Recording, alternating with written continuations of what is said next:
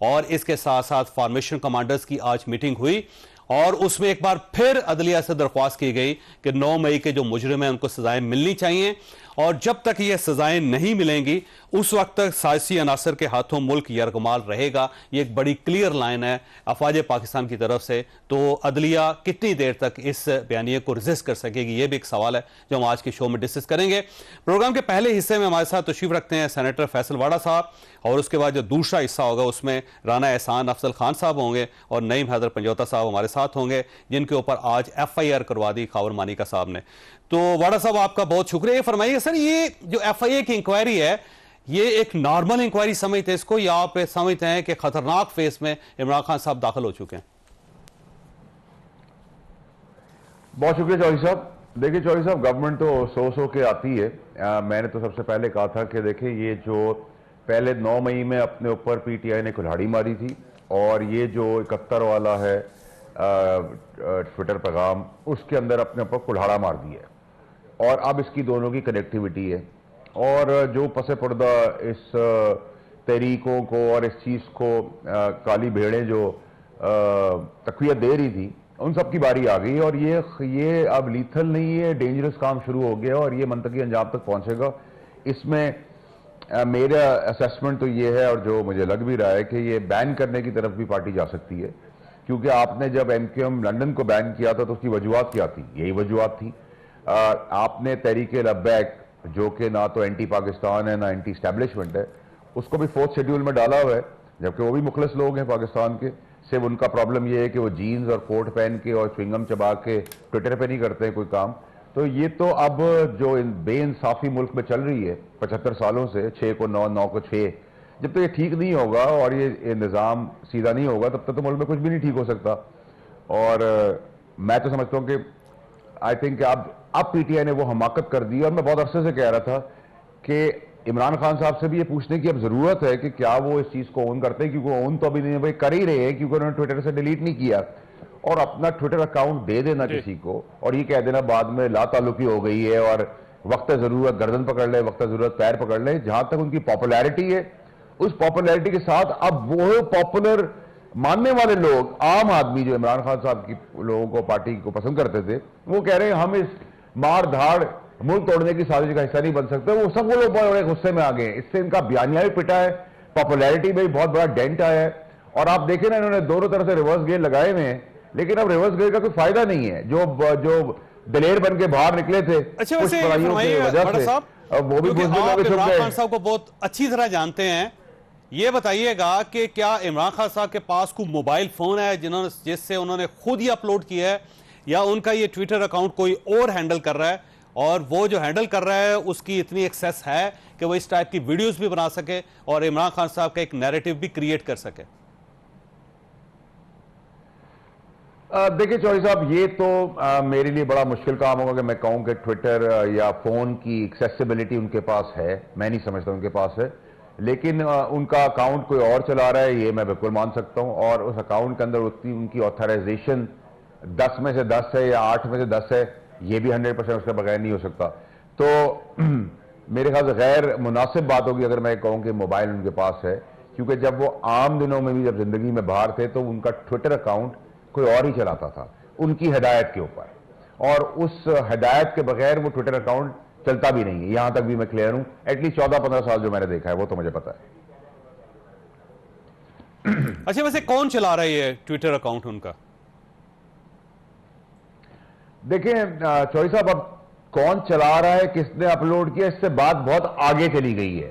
इसकी trolling India भी कर रहा है, इंडिया भी इसको नैरेटिव को लेके आगे चल रहा है। 9 मई के वाकये में भी इंडिया ने जो प्रोपोगेट किया, वो ताने बाने मिल गए हैं। अब ताने बाने के मिलने के बाद भी अगर हमारी रियासत, हमारी सियासत, हमारा अदालती निजाम एक आंख से अंधा, कान से बहरा और मुंह से गूंगा होना चाहता है, तो फिर मर्जी है, फिर आप बड़ी बड़ी बातें कोई भी ना करे। और अगर इस सिचुएशन के ऊपर स्टैब्लिशमेंट ने भी अपना रोल नहीं प्ले किया, तो फिर हम उनको भी उसी सफ में डालेंगे जिस सफ में हम 9 मई के वाकयात को डाल रहे हैं, क्योंकि ये दहशतगर्दी है, ये मुल्क तोड़ने की साजिश है, सियासत नहीं है। आप सारी पॉलिटिकल पार्टीज के पास ये वैनम है फौज के खिलाफ, लेकिन ये अब मुल्क तोड़ने की साजिश हो रही है। This is not acceptable. और मेरे ख्याल से रियासत को भी अब खड़ा होना पड़ेगा, और मेरा अपने अंदाजे से खड़े हो भी गए, लेकिन भरपूर तरीके से खड़ा होना पड़ेगा।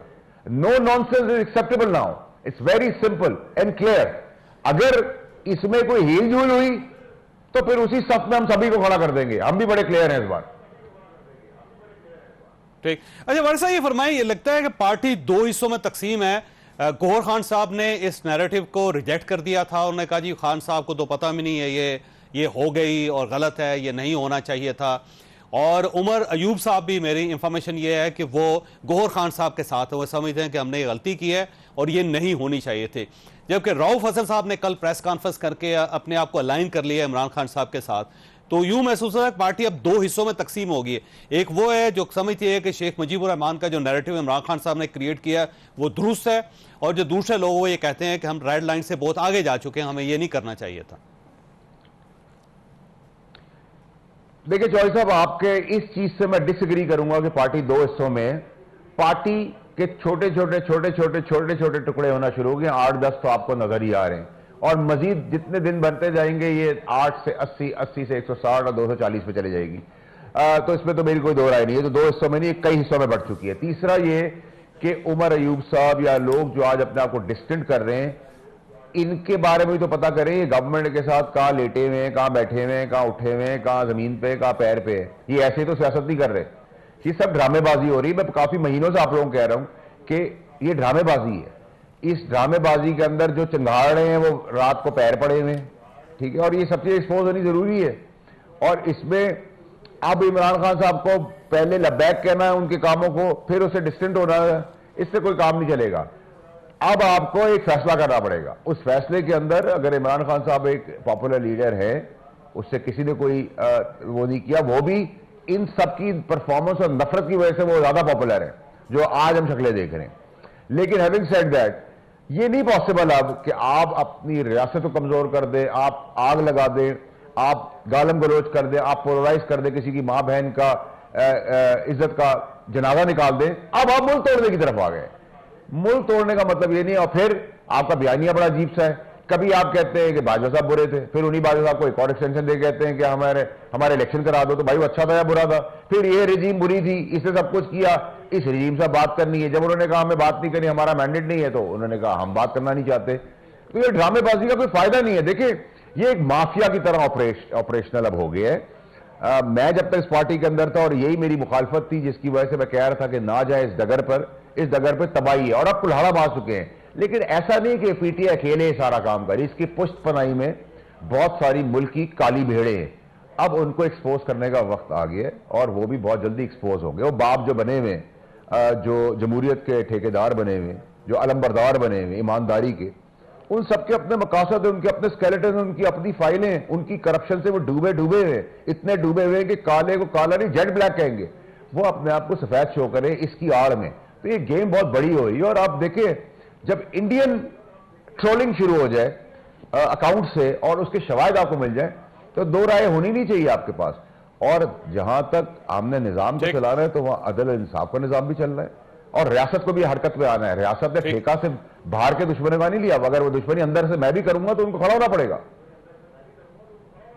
ठीक। अच्छा वर्षा, ये देखें, आज 8वीं मरतबा अफवाज पाकिस्तान की तरफ से ये नैरेटिव आया है कि 9 मई के जो लोग हैं और जो मुजरिम हैं, जो उनके साथी हैं, उन सबको कैफरे किरदार तक पहुंचना चाहिए, और जब तक इनको कैफरे किरदार तक नहीं पहुंचाया जाएगा उस वक्त तक ये साजिशी अनासर जो हैं वो पाकिस्तान को यरगमाल बना के रखेंगे। लेकिन ऐसा महसूस होता है कि जो अफवाज पाकिस्तान की तरफ से एक नैरेटिव दिया जा रहा है, उसे अदलिया या गवर्नमेंट उससे नहीं उठा रही, नहीं उसके साथ अलाइन हो रही। तो अब ऑप्शन क्या रह जाता है फिर एस्टैब्लिशमेंट के पास? चलो दो चीजें। एक तो ये कि गवर्नमेंट भी बड़े समझदारी से मजे ले रही है। वो कह रही है जी ये दोनों इदारे आपस में टकरा रहे हैं, इदारों की आपस में पीटीआई से लड़ाई हो रही है, तो हम अपनी इनकॉम्पिटेंस को छुपा के मजे लेते हैं, ये दोनों मार लड़ते रहे और हम अपने सायरन बजा बजा के अपना टाइम गुजार लेते हैं। तो उधर तो वो चेस प्ले कर रहे हैं, सियासी वैनम उधर भी अब नजर आता है, नंबर एक। नंबर दो ये कि ये 8वीं दफा जो रियासत ने वापस कहा है कि 9 मई का हो, मेरा अपना ख्याल है कि अब रियासत भी शायद एक आध दो दफा और बोल देगी। फिर जब आप किसी को, बिल्ली को भी दीवार से लगा देते तो वो भी झपट्टा मार देती है। तो मेरा अपना ख्याल है कि देर है दुरुस्त है, अगर अच्छा है कि सब इसके अंदर पाकिस्तान को बचाने के लिए कलेक्टिव किरदार अदा करें। लेकिन मैं समझता हूँ, मेरा एनालिसिस है, आई मे बी रॉन्ग, बट अभी तक तो अल्लाह की मेहरबानी मेरा एनालिसिस बिल्कुल ठीक नहीं, लेकिन ये एक आध दो दफ़ा की शायद और फॉर्मेलिटी या रिक्वेस्ट या जो भी है याद दहानी हो जाएगी। उसके बाद फिर आपको पता है, फिर देखेंगे उस टाइम पर। आखिरी सवाल आपसे सर ये फरमाइए, खबर मानिका साहब के साथ जो कुछ हुआ ये कल डेलिबरेटली हुआ या नहीं, और फिर आज उन्होंने दहशतगर्दी का पर्चा करवा दिया, तो अब क्या नईम हैदर पंजोता साहब और फिर उनके साथ जो दूसरे वकील हैं दो, वो गिरफ्तार होंगे या नहीं होंगे? तो ये क्या हो क्या रहा है अदालतों के अंदर? देखिए सर, असलन तो जब ये अदालत के एतराफ में हुआ तो इस पर नोटिस हो जाना चाहिए था कि आप जब अदालत के अंदर से किसी को अरेस्ट नहीं कर सकते याद दहानी के लिए, तो फिर ये काम भी नहीं हो सकते। कता कलामी के मैं खावर माने का जैसे जितने भी पुराने एक्स हस्बैंड हैं या एक्स खामंद हैं या पुराने शौहर हैं, उनको तो बड़ा बेशरम और बेहस आदमी समझता हूं, जो अपनी पुरानी बीवी जिसको तलाक देने का उससे अरबों और करोड़ों रुपए के फायदे भी ले ले, फिर उसके इज्जत का जनाजा भी उड़ा दे। तो ऐसे लोग गैंग्स ऑपरेट करते हैं हमारे मुल्क के अंदर अनफॉर्चुनेटली, जो तलाक भी कराते हैं, फिर वो मियाँ फायदे भी उठाते हैं उस बीवी से आगे, और फिर उस बीवी की शादियां भी करा देते हैं, फिर उनकी फिर रातों रात तलाक भी करवा देते हैं, फिर वापस भी ले लेते हैं।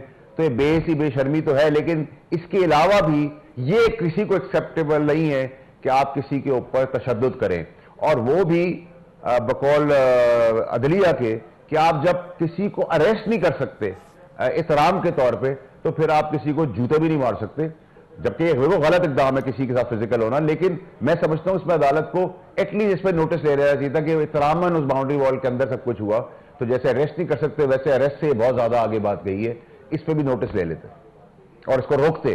अच्छा, इमरान खान साहब ने सुप्रीम कोर्ट ऑफ पाकिस्तान में मुतालबा किया कि मुझे बोलने का मौका दिया जाए, वो अपना एक मुकदमा लड़ेंगे और अगले जो हियरिंग होगी उसमें 30 मिनट वो बोलेंगे। तो इमरान खान साहब को अलाउ करना चाहिए था, पूरी कौम देखे उनको, ताकि उनका मौकफ कौम के सामने आए। देखिए जी, मुझे तो इस पर कोई इतराज नहीं है, लेकिन सोचने की बात यह है कि जो लोग ये फैसले दे चुके हैं कि हम एक्यूज्ड कन्विक्टेड नवाज शरीफ को नहीं दिखा सकते, उनकी आज 6 के 9 हो गए, अब वो कह रहे हैं दिखा सकते हैं। तो ये तो अदालती निज़ाम है, उनकी मर्जी है वो किसको दिखाएं किसको ना दिखाएं। लेकिन मैं याद दिलाने के लिए कौम को बता रहा हूं कि इसमें बहुत प्रिंसिपल लोग थे जो उस वक्त नवाज शरीफ के टाइम पे ये कहते थे कि हम एक्यूज और कन्विक्टेड को नहीं दिखा सकते, और आज वो कह रहे हैं कि हम दिखा सकते हैं, दिखाना चाहिए। तो 6 को 9 जब तक बंद नहीं होगा तब तक मेरा नहीं ख्याल कि पाकिस्तान में दूध की नहरें या जमहूरियत परवान पड़ सकती। वड़ साहब आपका बहुत शुक्रिया। ख्वाह सर यहाँ पे ब्रेक लेनी है और ब्रेक के बाद हम पैनल के साथ वापस आएंगे।